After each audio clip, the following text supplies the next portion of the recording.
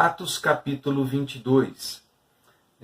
Neste capítulo nós encontramos uma sequência do capítulo 21, é óbvio, mas a observação é que a terceira viagem missionária já finalizou. Paulo está em Jerusalém, foi preso em Jerusalém no capítulo 21, e agora no capítulo 22, Lucas está registrando um discurso que Paulo fez para se defender das acusações que recebeu injustamente no capítulo 21. O que observamos é que a partir do capítulo 21 até o final do livro de Atos, Lucas registra a grande saga de Paulo desde a sua prisão em Jerusalém até Roma, cheio de apelações, cheio de momentos tensos, de naufrágios, muitas coisas importantes estão acontecendo e foram registradas aqui por Lucas entre a prisão de Jerusalém até Roma. Então vale a pena a gente acompanhar a leitura do livro até o final de maneira bem atenta, porque o clima é tenso, é dramático, Paulo está preso, mas coisas importantíssimas acontecem aqui na vida de Paulo, até que ele chegue em Roma, e em Roma ele cumpre parte do seu chamado, evangelizando ali, ensinando também, e cumprindo um papel importantíssimo na expansão da mensagem do Evangelho de Jesus Cristo na capital do mundo, pois o Império Romano era um império mundial nesse tempo, e pregar o Evangelho em Roma era muito importante para o estabelecimento, né, da Igreja de Cristo no mundo e o fortalecimento da mensagem do Evangelho a todas as demais nações. Muita gente se converteu em Roma, a Igreja de Roma tornou-se forte, e a gente sabe que é por conta do tempo todo que Paulo ficou em Roma, vários anos preso, depois foi solto, depois preso novamente, até a sua decapitação. Muito bem. Observações quanto ao conteúdo do capítulo 22 para enriquecer a tua leitura. O foco aqui, portanto, no capítulo 22, é todo voltado para Paulo e a sua prisão. As acusações que fizeram contra Paulo foram as seguintes. Isso aconteceu no capítulo 21, versos 28. Ele foi acusado de ensinar contra o povo judeu, contra a lei de Moisés, contra o templo, e de profanar o templo levando um grego, um dos discípulos de Paulo, para lá. Tudo acusação falsa, mas assim como aconteceu com Jesus, aconteceu com ele também. Todo o conteúdo do capítulo 22 gira em torno do discurso de defesa do apóstolo Paulo, nos versos de 1 a 21, depois a hostilidade daqueles que ouviam Paulo. As autoridades, o comandante romano, manda prender Paulo na Torre Antônia, manda açoitá-lo também, e antes disso, ele se identifica como cidadão romano para o centurião.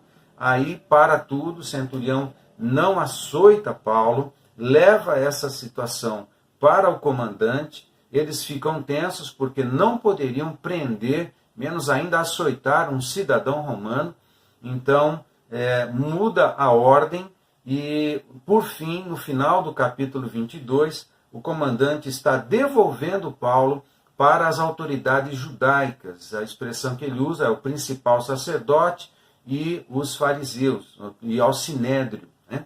Então, assim ele é devolvido no final do capítulo 22 para as autoridades judaicas.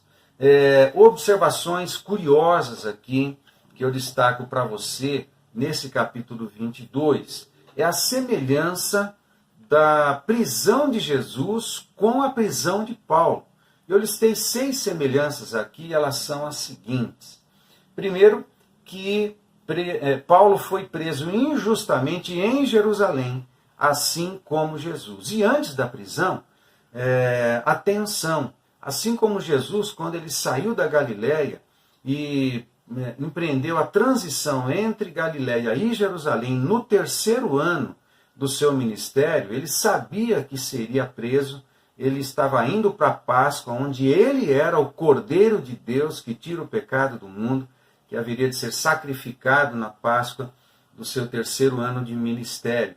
O clima também era tenso com Jesus, e aqui com Paulo também. Lembra que em Mileto, quando ele fez o seu discurso aos anciãos de Éfeso, o tom ali era de despedida. Quando ele chega em Tiro, no final da 3ª viagem missionária, retornando da 3ª viagem missionária, o discurso em Tiro aos discípulos também era de despedida, também em Cesareia, e até que ele chegou em Jerusalém e finalizou a 3ª viagem missionária. Muito bem.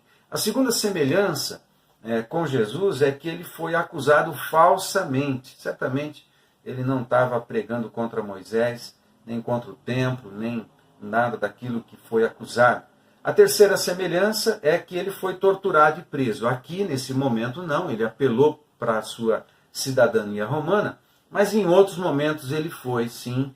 Antes disso e depois disso, também seria açoitado e torturado muitas vezes e preso.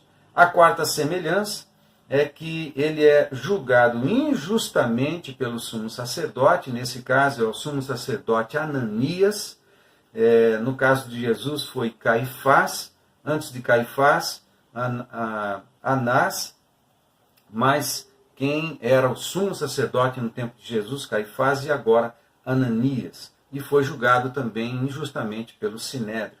A quinta semelhança é que queriam a sua morte, queriam a morte de Paulo, por ameaçar o poder das autoridades judaicas, assim como Jesus. A sexta semelhança é que as autoridades judaicas tentam manipular as autoridades romanas para sentenciar Paulo à morte, uma vez que as autoridades judaicas não tinham poder para sentenciar à morte, mas as autoridades romanas tinham sim. Uma informação nova que a gente descobre aqui no capítulo 22 é o êxtase que Paulo diz que teve no momento em que estava em Jerusalém, da primeira vez que foi a Jerusalém, e depois foi recomendado pelos discípulos a retornar, a sair de Jerusalém, foi quando ele retorna para Tarso. E nos capítulos anteriores, quando tem o registro da primeira ida de Paulo a Jerusalém, não tem essa informação, mas Paulo compartilha esse dado importantíssimo aqui no capítulo 22, que antes de sair de Jerusalém, ele teve num êxtase uma visão com Jesus Cristo, quando recomenda Paulo a sair de Jerusalém, porque ele deveria cumprir um ministério de pregar aos gentios, e isso não tinha acontecido ainda. É muito interessante essa informação. Você soma isso com mais informações nas epístolas, quando ele teve outros êxtases e outros arrebatamentos. Você encontra isso em Gálatas, capítulo 1, você encontra isso em 2 Coríntios, capítulo 12, quando ele fala que foi arrebatado até o 3º céu e viu coisas maravilhosas que não lhe foi permitido compartilhar. Paulo teve muitas outras experiências sobrenaturais, de Jesus aparecer para ele, conversar com ele. A gente vai notar isso desse texto para frente, né? Nos outros capítulos a gente vê isso acontecendo novamente. Isso é uma coisa linda que acontecia com Paulo. Ele tinha que entender o que era sofrer pelo nome do Senhor Jesus Cristo, mas também acontecia de Jesus aparecer para ele e fortalecê-lo em todas as situações, por mais difíceis que fossem. Muito bem, assim é comigo e com você também. Não importa a situação que passemos, as lutas que passemos, as tribulações que passamos, mas o Espírito de Cristo está em nós e o seu Espírito fala conosco, nos fortalecendo a mantermos-nos firmes em todas as situações. É assim comigo e é assim com você também.